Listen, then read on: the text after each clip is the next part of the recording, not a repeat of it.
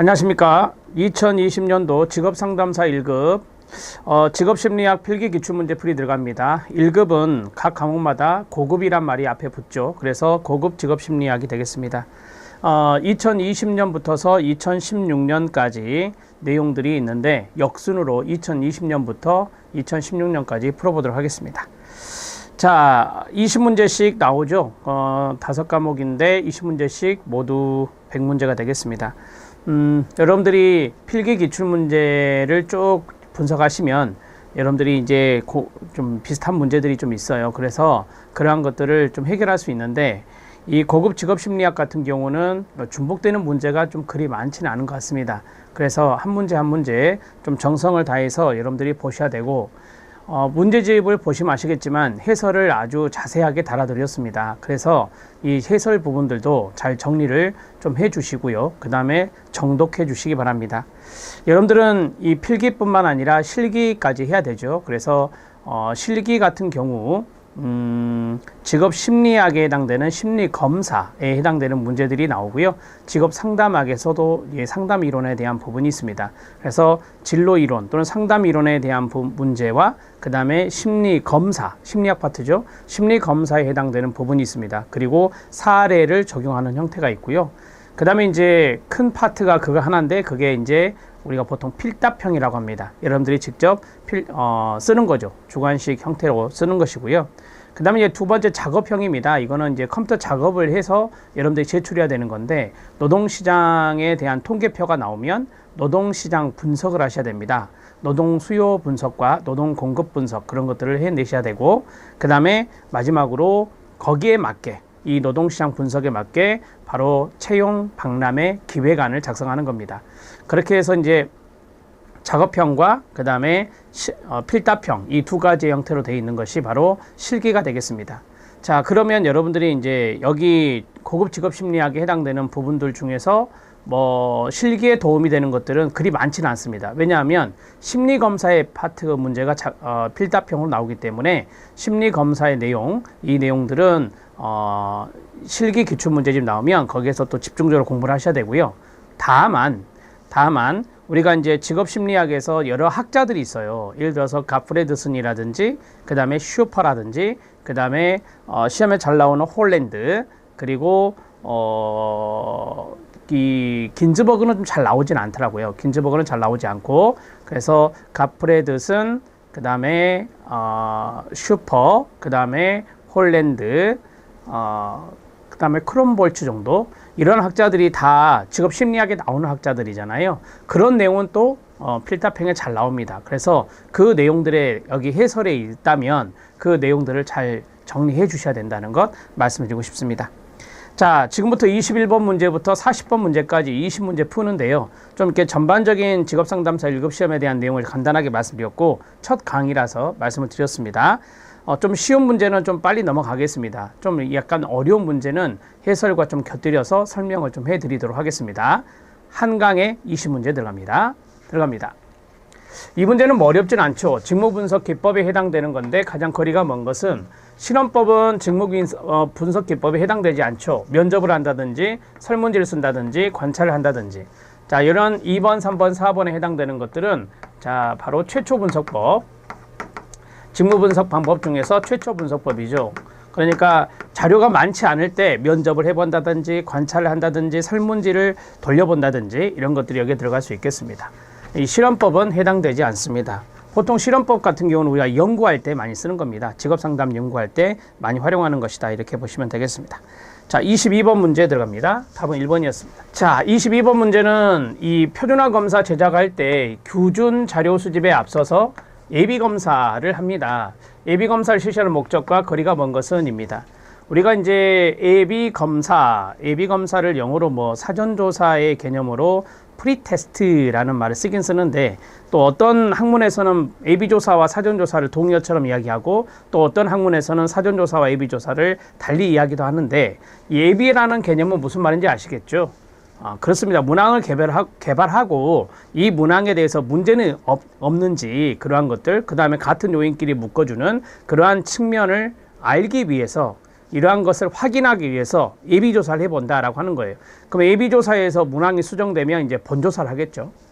자, 수정을 필요로 하는 문항을 확인한다. 맞겠죠, 여러분? 그 다음에 각 문항의 곤란도나 또는 변별도 이런 것들을 확인해 볼 수 있겠습니다. 자, 이 곤란도는 난이도와 연관성이 있다라고 보시면 됩니다. 자, 그 다음에 최종 검사에 쓰일 적당한 문항 수를 결정한다라고 했어요. 네, 이 최종 검사가 바로 이제 본 검사가 되겠습니다. 그러한 적당한 문항 수를 결정하게 됩니다. 대개 우리가 적당한 문항 수를 결정할 때 요인 분석이라는 것을 하죠. 요인 분석, 그러니까 예비조사를 해서 요인 분석을 실시해서 적당한 문항끼리 이제 묶여서 문항 수를 결정하는 거죠. 특정하고자 하는 특성의 조작적 정의를 결정한다라고 했어요. 여러분, 특정하고자 하는 특성, 어떤 개념이라 할까요? 측정하고자 하는 어떤 특성이나 개념에 대한 조작적 정의를 결정하는 것은요, 문항 개발 때 하는 겁니다. 문항 개발 시 하는 거예요. 자, 문항 개발 시 조작적 정의를 하는 것이다. 이렇게 정리하시면 되겠습니다. 그러니까 예비조사 전에 하는 거죠. 예비조사 전에 하는 겁니다. 예비조사 전에 하는 것이 측정하고자 하는 개념이나 특성의 조작적 정의를 결정한다. 조작적 정의는 측정 가능하고 구체적으로 우리가 이제 정의 내리는 것을 조작적 정의라고 해요. 조작적 정의를 해야 문항이 개발되는 겁니다. 답은 4번입니다. 자, 23번 문제입니다. 23번 문제는 별표 쳐주시고요. 제가 문항에 별표 치는 것은 같이 쳐주셔야 됩니다. 그리고 그 문항에 해당되는 문제는 한 번 더 보셔야 된다는 것을 말씀드립니다. 자, 직무 만족에 대한 허즈버그의 2요인 이론입니다. 2요인을 우리 아라비아 숫자로 이렇게 쓰는 거죠. 그 2요인에 동기 요인이 있고 하나는 위생 요인이 있다. 이렇게 말할 수 있어요. 자, 동기 요인은 직무 만족과 연관성이 있는 만족 요인이고요. 그 다음에 위생 요인은 직무 불만족과 연관성이 있는 불만족 요인이다. 이렇게 정리합니다. 허즈버그가 연구를 해봤습니다. 이런 녀석들이 성취가 되면 만족하더라. 이런 녀석들이 성취되지 않으면 불만족하더라 라고 하는 겁니다.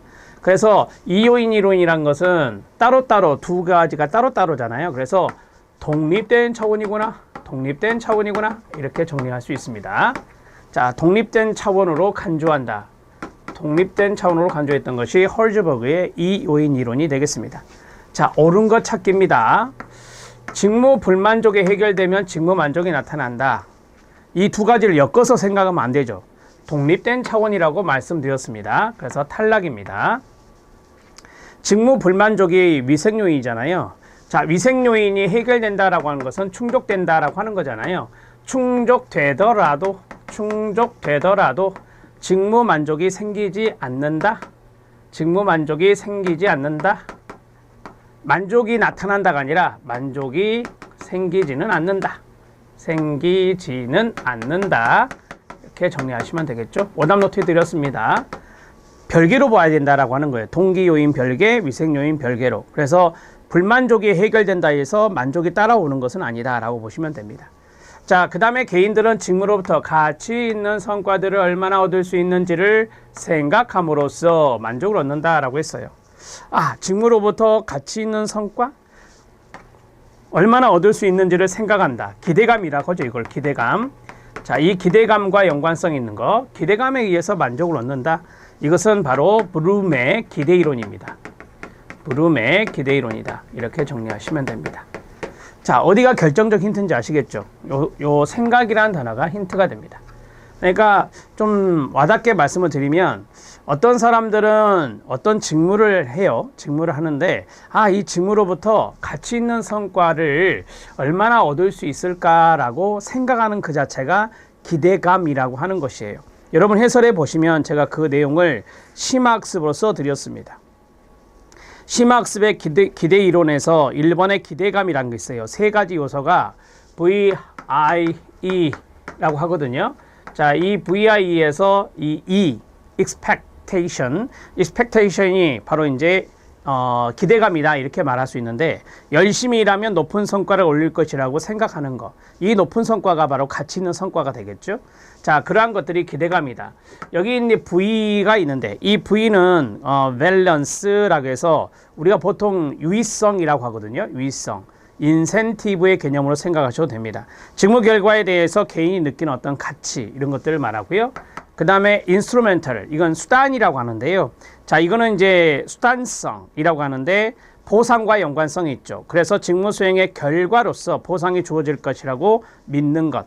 직무 수행의 결과로서 이 보상이 주어질 거야 라고 하는 것들, 그런 것들이 바로 이제 이 수단성이다, 이렇게 말합니다. 그래서 기대 이론을 일명 VIE 이론이다. 기대 이론을 일명 VIE 이론이다, 이렇게도 말합니다. 참고하셔도 돼요. 이것은 2번 지문이 기대 이론이라는 것을 아셔야 됩니다. 자, 그 다음에 직무 만족과 직무 불만족은 별도의 독립된 차원을 이룬다. 제가 설명해 드렸죠? 독립된 차원으로 간주한다고요. 3번 지문 맞습니다. 사람들은 유사한 직무에 있는, 이게 결정적인 힌트예요. 타인을 관찰하고 타인들의 만족을 추론함으로써 자신의 만족 수준을 결정하는 것. 이거는 이제 아담스의 형평성 이론입니다. 아담스의 형평성 이론은 다른 말로 공정성 이론이다, 이렇게 말합니다. 아담스의 형평성 이론은 공정성 이론이다. 자, 우선 답을 해결합니다. 답은 3번이 되고요. 자, 아담스의 형평성 이론은 제가 공정성 이론에서 심화학습에 넣어드렸어요. 마지막 부분에. 거기에 사례 한번 봐주실래요? 이 사례가 또 중요할 수 있습니다. 학생인 A와 B가 있다고 가정을 합시다. A와 B 모두 같은 양의 공부를 하고 결석도 하지 않았는데 A 학점이 더 높다면 B는 이에 대해서 불공정함을 인식하고 교수에게 정정해달라고 항의하게 될 것입니다.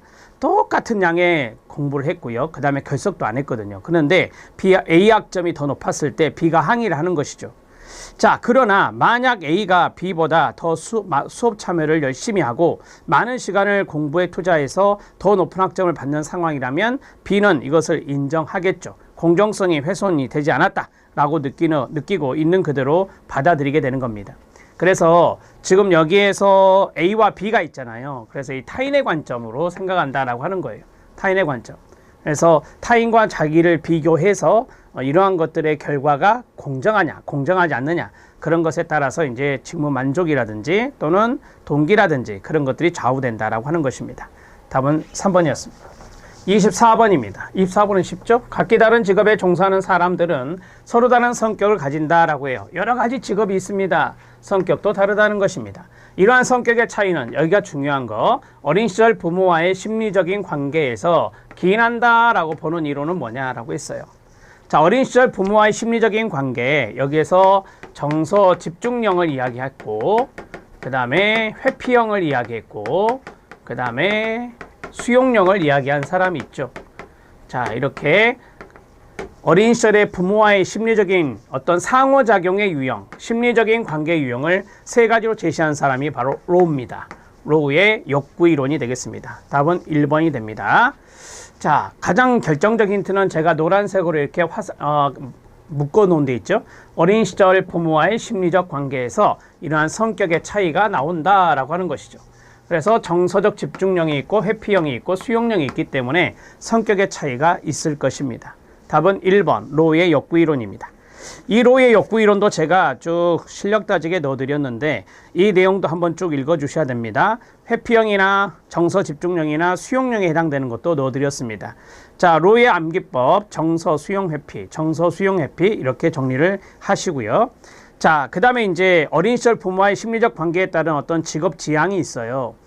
제가 그랬잖아요. 이 성격에 따라서 직업군이 다를 수 있다라고 했어요. 그래서 인간 지향적인 성격을 형성하는 따뜻한 부모 자녀 관계, 이런 것들이 여기에 들어가고요. 그럼 인간 지향적인 직업군이 여기에 들어갈 수 있겠죠. 서비스직이나 비즈니스직이나 단체직이나 문화직이나 예능직이 여기에 들어갈 수 있습니다. 자, 차가운 부모 자녀 관계 같은 경우는 비인간적인 직업군이 여기에 들어갈 수 있어요. 대표적으로 뭐 기술직이라든지 5개 활동직이라든지 과학직이라든지 이런 것들이 비인간 지향적인 직업군이라 합니다. 참고적으로 알아놓으세요. 답은 1번입니다. 자, 25번 문제 들어갑니다. 직업 적응 이론입니다. 여기에 관한 설명으로 틀린 것은 입니다. 직업 적응 이론 같은 경우는 다비스와 로키스트죠. 다비스와 로키스트, 미네소타 그룹에 해당되는 분들. 자, 직업 적응 이론에 해당되는데 직무 만족을 위한 개인 환경 간의 상호작용을 중시한다. 당연히 맞겠죠? 자, 이 적응이라고 하는 것이 바로 개인과 환경 간의 상호작용으로 인해서 적응이 이루어지기 때문에 그렇습니다. 자, 개인과 환경 간의 상호작용 꼭 기억해 놓으십시오. 그 다음에 직업 적응과 관련된 다양한 검사 도구가 잘 개발되어 있죠. 자, 우리가 많이 아는 게 미네소타 중요성 질문지 MIQ가 있습니다. 자, 그 다음에 미네소타 만족 또는 미네소타 만족 질문지라고 해서 MSQ도 있습니다. Satisfaction. 그 다음에 미네소타 충족 질문지라고 해서 충족 척도라고 해서 MSS가 있습니다. 이거는 이제 satisfaction보다는 거기에 NESS가 붙어요. 그래서 충족이라는 단어가 들어가죠. 여기는 충족이라는 단어예요. 우리가 이제 다이서 로키스트가 이야기했던 두 가지 개념이 만족과 충족이라는 개념이라는 것도 있죠. 자, 그 다음에 JDQ라고 하는 것이 있습니다. 직무기술 질문지라고 해서 자, 이렇게 해서 MIQ, MSQ, MSS, JDQ 이렇게 네 가지가 있다. 여러분 해설에도 제가 넣어드렸습니다. 그 내용은 참고하시기 바랍니다. 자, 그 다음에 직업 적응은 개인이 주어진 환경에 맞춰가는 과정이다. 이 대목이 잘못됐어요. 개인이 환경에 맞춰가는 과정을 직업 적응이라 하지 않고 위에서 말씀드린 대로 개인과 환경의 상호작용이에요. 그래서 어떤 개인의 요구가 있을 거 아닙니까? 그 다음에 어떤 직업적인 요구가 있겠죠. 자, 개인의 요구와 직업적인 요구가 서로 상호작용하는 것을 상호작용해서 우리가 적응하는 것을 우리가 말 그대로 직업 적응이다. 이렇게 말할 수 있어요. 그래서 개인이 주어진 환경에 맞춰가는 과정뿐만 아니라 이 환경이 이 개인의 요구에 이제 충족이 됐을 때 우리가 만족감을 주었을 때 적응할 수 있다라고 하는 겁니다. 여러분들 해설에 보시면 제가 그 내용을 써드렸는데 인간이 즉 개인이 작업 요구를 성취하도록 동기화되어 있다. 작업 욕구를 성취할 수 있도록 동기화되어 있고 그 다음에 일을 통해서 개인의 요구를 성취하도록 동기화되어 있다. 여기가 일이잖아요. 일을 통해서 개인의 욕구가 성취되도록 동기화되어 있다. 이 두 가지의 상호작용이 있어야 바로 동기화가 더 이루어지고 이 동기화에 의해서 바로 적응할 수 있다라고 보시면 돼요.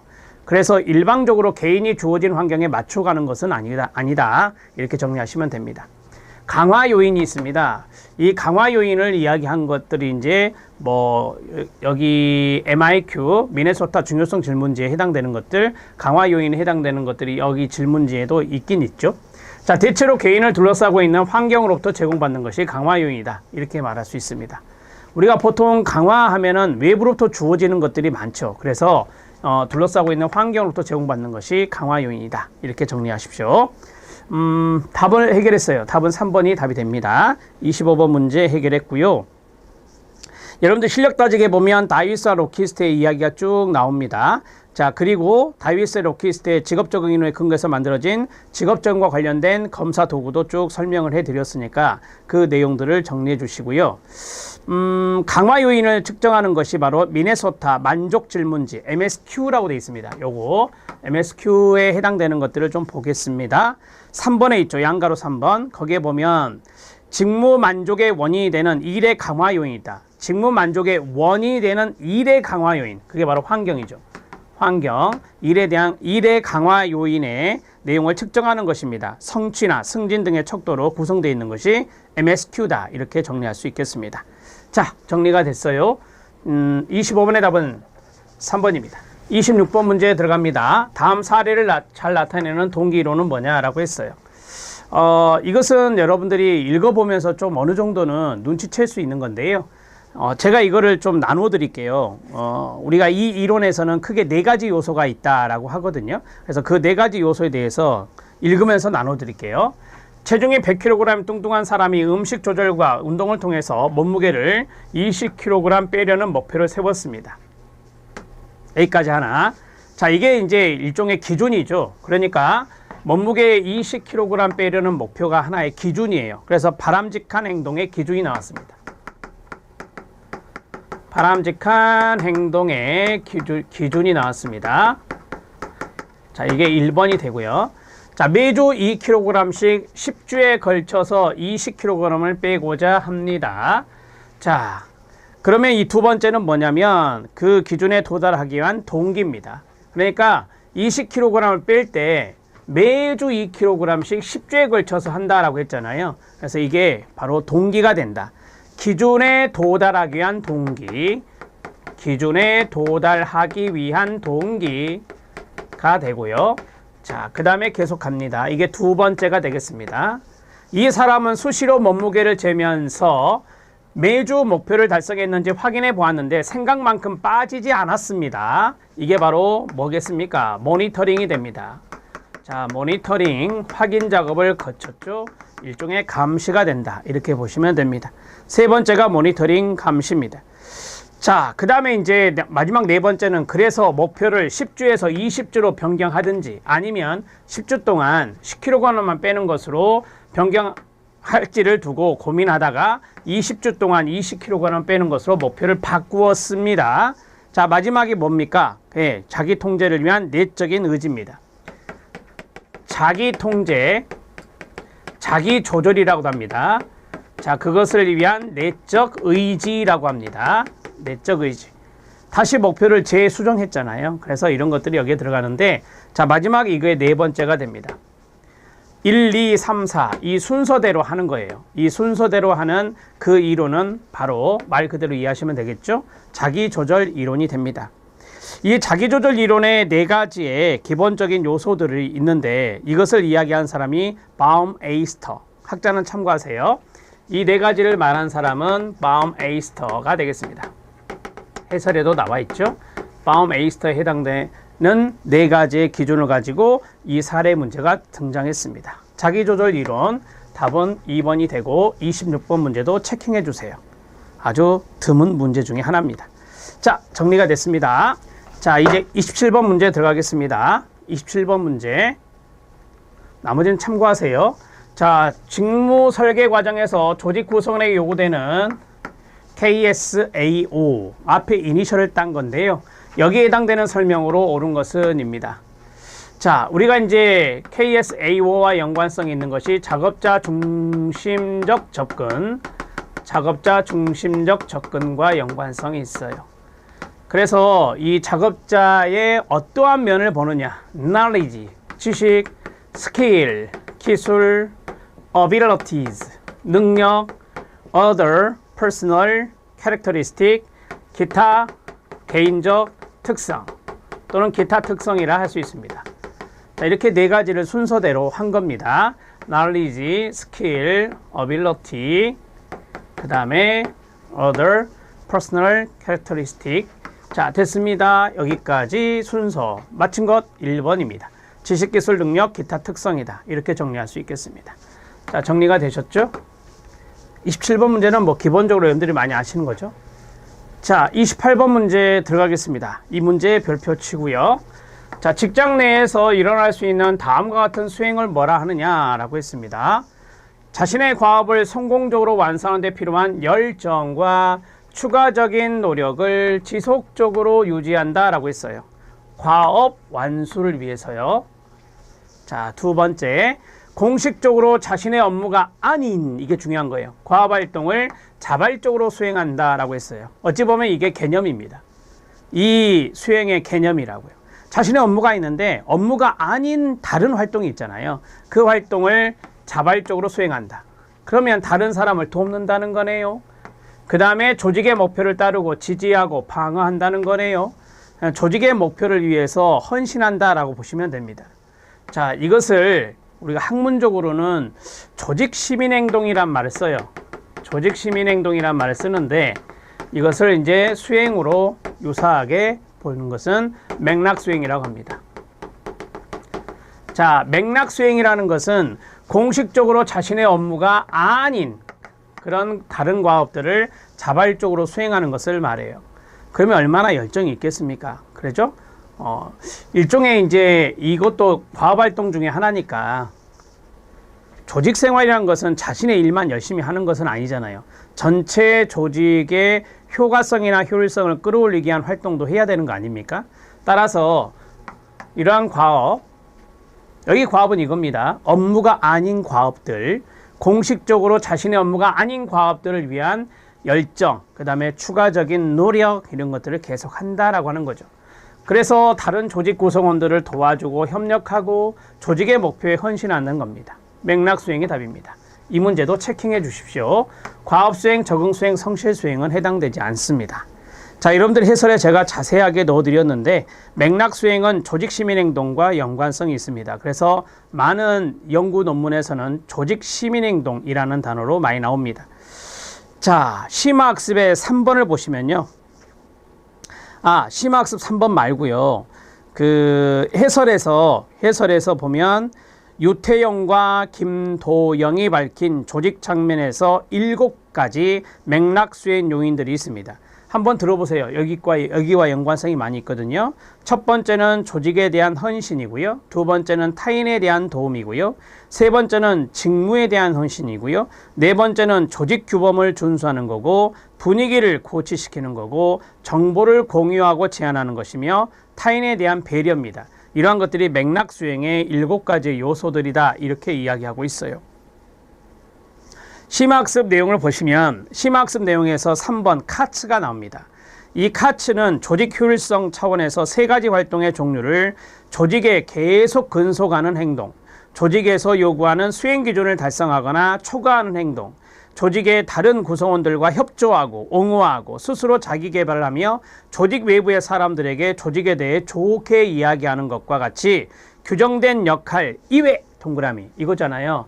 이외, 이러한 자발적 행동을 제시했는데 이것을 조직 시민 행동이라고 정의합니다. 그래서 제가 맥락 수행과 조직 시민 행동은 거의 유사한 개념이다, 이렇게 말씀드렸습니다.